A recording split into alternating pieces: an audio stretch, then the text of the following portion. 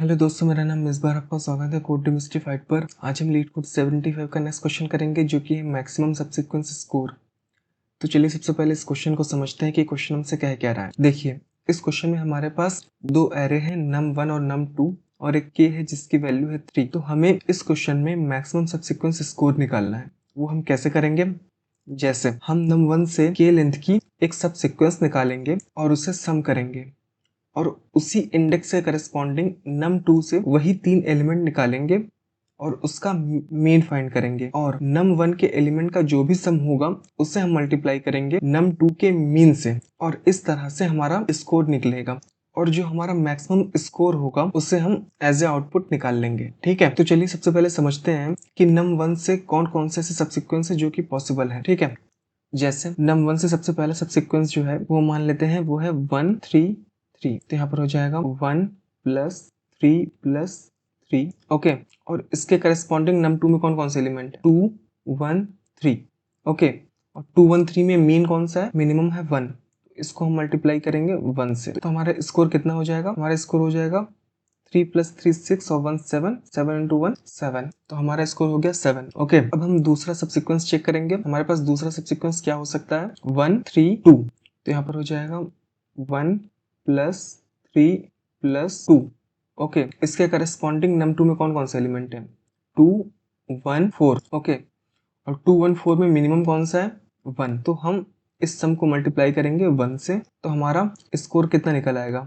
1 plus 3 4, 4 और 2 6, 6 into 1 हो जाएगा 6। ठीक है, अब हम नेक्स्ट सबसीक्वेंस चेक करेंगे। हमारे पास नेक्स्ट सबसीक्वेंस कौन सा है?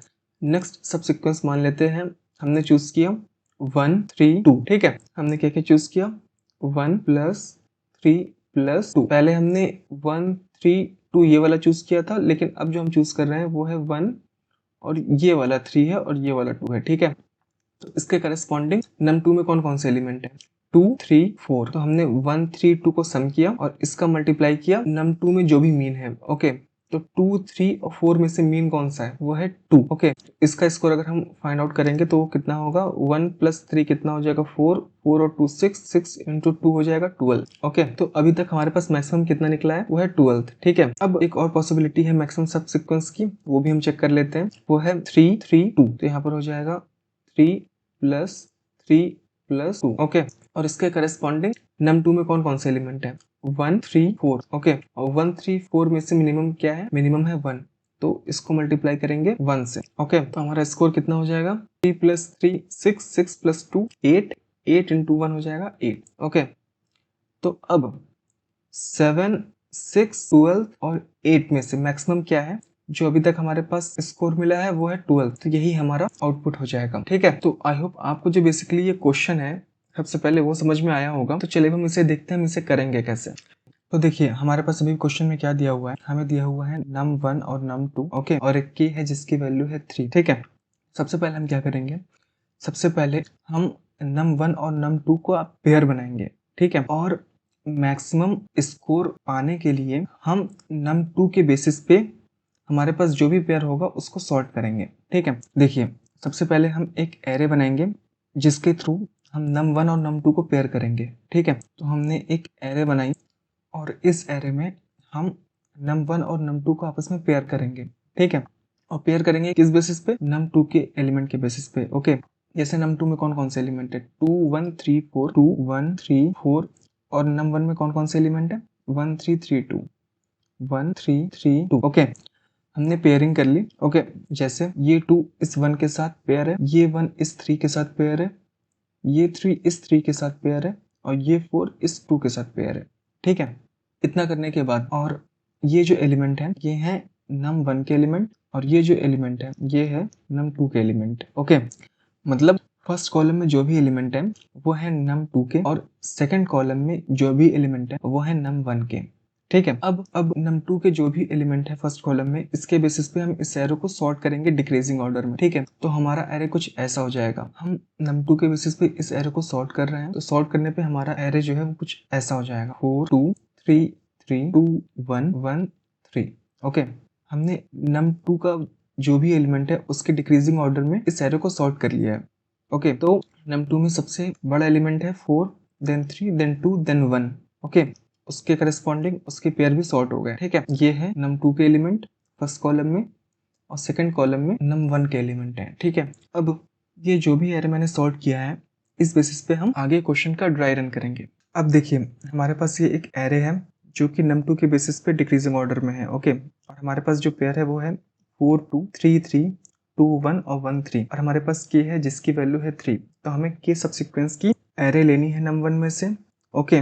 और उसके करस्पॉन्डिंग num2 से जो भी एलिमेंट का मिनिमम होगा उसे मल्टीप्लाई करना है num1 के जो भी सम होगा उससे, और हम स्कोर निकालेंगे और जो भी मैक्सिमम स्कोर होगा वही हम रिटर्न कर देंगे, ओके।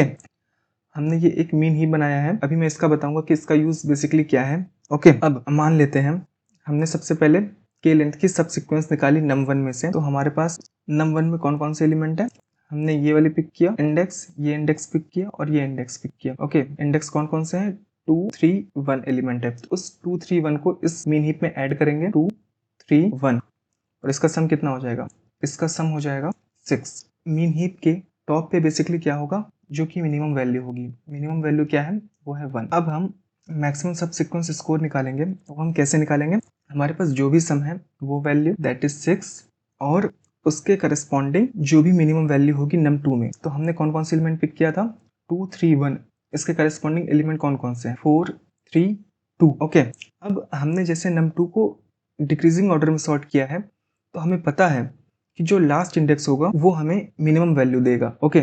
मिनिमम वैल्यू क्या है, मिनिमम वैल्यू है 2। तो हम इस सम को मल्टीप्लाई करेंगे 2 से, तो ये हो जाएगा 12। अब हम अगला सब सीक्वेंस बनाने के लिए हम बेसिकली क्या करेंगे, हमारे पास जो एग्जिस्टिंग सब सीक्वेंस है उसमें से एक इंडेक्स को इग्नोर करेंगे और जो नेक्स्ट इंडेक्स है उसे इंक्लूड करेंगे। हम एक्सक्लूड किसे करेंगे, हम इस बात को समझते हैं। हम एक्सक्लूड उसे करेंगे जो मीन हीप के टॉप पर है। मीन हीप के टॉप पर क्या है, बेसिकली मीन हीप के टॉप पर है 1, ओके। तो इस 1 को हम एक्सक्लूड करेंगे, ओके। इस 1 को हमने एक्सक्लूड किया और जो नेक्स्ट इंडेक्स है उसे हम इंक्लूड करेंगे। तो हम इस इंडेक्स को इंक्लूड करेंगे, ओके। तो अभी तक हमारे पास सम कितना था, हमारे पास सम था 6, ओके। उसमें से एक्सक्लूड क्या करेंगे, एक्सक्लूड करा इस 1 को, तो 6 माइनस 1 हो जाएगा 5, ओके। और फिर उसके बाद इंक्लूड करा नेक्स्ट इंडेक्स को। नेक्स्ट इंडेक्स क्या है, 3। तो इस 3 को हम इस मीन हीप में स्टोर करेंगे, ओके। तो मीन हीप का जो टॉप हो जाएगा वो हो जाएगा बेसिकली ये वैल्यू जो कि है 2, ओके। अब हमने इस पेयर को सिलेक्ट किया है तो हमने 1 को एक्सक्लूड किया और इस 3 को इंक्लूड किया, तो ये हो जाएगा 5 प्लस 3 दैट इज 8, ओके। और हमने जो भी सब सीक्वेंस लिया है उसमें मीन वैल्यू क्या है num2 की, हमने जो पेयर सेलेक्ट किया था वो था 4 2 3 3 और 1 3। तो 4 3 और 1 में से मिनिमम वैल्यू क्या है, 4 3 1 में से मिनिमम वैल्यू है 1। तो इस 1 को इस 8 से मल्टीप्लाई करेंगे तो हमारा जो नेक्स्ट सबसीक्वेंस स्कोर होगा वो होगा 8 इंटू 1, तो ये हो जाएगा 8। तो हमें पहले मैक्सिमम स्कोर कितना मिला था, 12, और नेक्स्ट क्या मिला, 8, ओके। इसी तरह हम सारे सबसीक्वेंस को एनालाइज करेंगे और जो भी हमारा मैक्सिमम स्कोर होगा वही हम रिटर्न कर देंगे, ठीक है। तो चलिए अब इस क्वेश्चन का जो ड्राई रन है वो हम प्रॉपर तरीके से करेंगे और फिर उसके बाद इसका हम कोड करेंगे, ठीक है। हमारे पास एक एरे है जिससे हमने num2 के बेसिस पे सॉर्ट किया है और इसमें 4 पेयर हैं, 4 2 3 3 2 1 और 1 3। और हमने 2 एलिमेंट बनाए हैं, सम और आंसर। सम में बेसिकली एलिमेंट का सम स्टोर करेंगे और आंसर में फाइनल आंसर स्टोर करेंगे और जो भी मैक्सिमम स्कोर होगा वो हम रिटर्न कर देंगे, ओके। और एक k है जिसकी वैल्यू है 3 और एक हमने मीन हीप बनाया है। ये हमने इसलिए बनाया है ताकि हम एक इंडेक्स को एक्सक्लूड कर सके और एक इंडेक्स को इंक्लूड कर सके, ओके। अब हम सबसे पहला सब सीक्वेंस लेंगे k लेंथ का। मान लेते हैं हमने सबसे पहला सब सीक्वेंस लिया 0 1 और 2, ओके। हमने ये 3 पेयर पिक किए और इसमें num1 के कौन कौन से एलिमेंट हैं, num1 के एलिमेंट हैं 2 3 1। तो इस 2 3 1 को हम इस मीन हीप में स्टोर करेंगे, 2 3 1। और मीन हीप के टॉप पर बेसिकली क्या होगा, ये 1 होगा। क्यों, क्योंकि मीन हीप हमेशा स्मॉलेस्ट वैल्यू को प्रायोरिटी देता है, ठीक है। तो 2 3 1 का सम कितना हो जाएगा, 2 3 1 का सम हो जाएगा 6। और इस 2 3 1 के करस्पॉन्डिंग कौन कौन से एलिमेंट है, 4 3 2। तो 4 3 2 में से मिनिमम क्या है, मिनिमम है 2, ओके। ये हम लास्ट इंडेक्स से निकाल लेंगे, ओके। अच्छा, हमें ये बात क्यों पता है कि हम लास्ट इंडेक्स से मिनिमम वैल्यू निकाल सकते हैं num2 की, क्योंकि हमने num2 को डिक्रीजिंग ऑर्डर में सॉर्ट किया था, इस वजह से, ठीक है। तो हमारे पास सम कितना था, हमारे पास सम था 6 इंटू num2 का जो भी मिनिमम वैल्यू है वो है 2। तो 6 इंटू हो जाएगा 2 दैट इज हो जाएगा 12, ठीक है। तो अभी तक हमारे पास मैक्सिमम स्कोर कितना मिला है, वो मिला है 12th। अब हम नेक्स्ट पेयर के इंडेक्स को इंक्लूड करेंगे और किसी एक इंडेक्स के पेयर को एक्सक्लूड करेंगे। एक्सक्लूड किसे करेंगे, जो मीन हीप के टॉप पर होगा। मीन हीप के टॉप पर क्या है, मीन हीप के टॉप पर है 1, तो हम इस 1 को एक्सक्लूड करेंगे, तो यहाँ हो जाएगा 6 - 1 और इंक्लूड करेंगे नेक्स्ट पेयर को। नेक्स्ट पेयर क्या है, 1 3। ओके, तो हमने इस 3 को मीन हीप में डाल दिया। ओके, तो अभी तक हमारे पास सम कितना हो गया था, 6 - 1 दैट इज 5, और एक्सक्लूड किसे किया है, इस 1 3 वाले पेयर को। तो इस 3 को हम ऐड करेंगे इस सम में, तो यहाँ पर हो जाएगा 5 + 3 दैट इज 8। ओके, अब हमने कौन कौन सा पेयर लिया है, अभी हमने पेयर लिया है 4 2 3 3 और 1 3। ओके, इसके करस्पॉन्डिंग नम 2 के कौन कौन से एलिमेंट है, 4 3 और 1। ओके, और 4 3 1 में से मिनिमम वैल्यू क्या है, मिनिमम वैल्यू है 1। तो इस 1 का मल्टीप्लाई करेंगे हमारे पास जो भी अभी करंट सम है। तो हमारे पास करंट सम कितना है, करंट सम है 8। इसका मल्टीप्लाई करेंगे इस 1 से, 8 × 1 कितना हो जाएगा, 8। ओके, हमारे पास पहले स्कोर कितना था, हमारे पास पहले स्कोर था 12th। अब नेक्स्ट स्कोर कितना आया है, 8। क्या 8 12 से ज्यादा है, नहीं, तो हमारा जो आंसर है वो 12th ही रहेगा। ठीक है, इसी तरह हम सारे सब सीक्वेंस को एनालाइज करेंगे और एनालाइज करने के बाद इस इनपुट के लिए हमारा जो मैक्सिमम सब सीक्वेंस स्कोर होगा वो होगा 12। तो यही हमारा आउटपुट हो जाएगा। ठीक है, तो आई होप आपको जो बेसिकली ये क्वेश्चन है और इसका जो ड्राई रन है वो आपको समझ में आया होगा। तो चलिए हम इसे कोड करते हैं।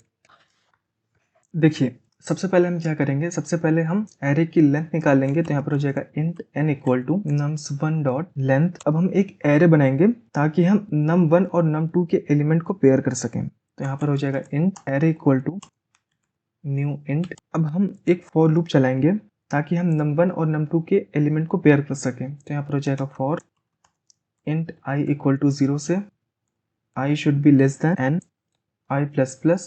यहाँ पर हो जाएगा एरे ऑफ i में हम बेसिकली क्या पुट करेंगे, new int nums2 of i comma nums1 of i। इससे बेसिकली क्या होगा, num1 और num2 जो है वो आपस में पेयर हो जाएंगे। ठीक है, तो अब हम nums2 के बेसिस पे इस एरे पेयर को सॉर्ट करेंगे। ठीक है, डिक्रीजिंग ऑर्डर में। तो यहाँ पर हो जाएगा arrays dot sort array comma parenthesis a comma b of 0 minus a of 0। हमने ये सिंपली एक लैम्डा फंक्शन का यूज किया है ताकि हम nums2 के एलिमेंट को सॉर्ट कर सकें इस एरे पेयर में। ओके, अब हम एक प्रायोरिटी क्यू बनाएंगे जो कि मीन हीप होगा। Priority queue integer pq = new priority queue a comma b।